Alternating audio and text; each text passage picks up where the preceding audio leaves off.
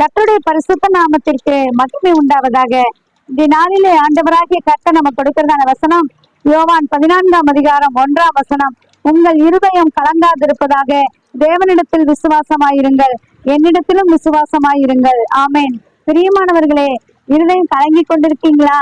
என்னுடைய காரியம் எப்படியாகும் என்று நினைத்துக் கொண்டிருக்கீங்களா? கவலைப்படாதீங்க. தேவனிடத்துல விசுவாசமா இருங்க, என்னிடத்துல விசுவாசமா இருங்கள் என்று ஆண்டவராக இயேசு கிறிஸ்து சொல்கிறார். ஏசப்பாவோட நாமத்தை சொல்ற நீங்க ஆண்டவர் மேல விசுவாசமா இருக்கிறதை கர்த்தர் பார்க்கிறார். உங்க இருதய கலங்கும்படியான காரியங்களுக்கும் கர்த்தர் விட மாட்டார். இருதயம் கலங்காதபடிக்கு ஆசீர்வாதத்தை அற்புதத்தை செய்து நடத்த கர்த்தர் வல்லமையுள்ளவராக இருக்கிறார். இந்த மழை காலங்களுக்கு வேண்டிய பாதுகாப்பை கர்த்தர் தருவார். நம்முடைய தேசத்தை, நம்முடைய தமிழ்நாட்டை கர்த்தர் அழகாய் பாதுகாப்பார்.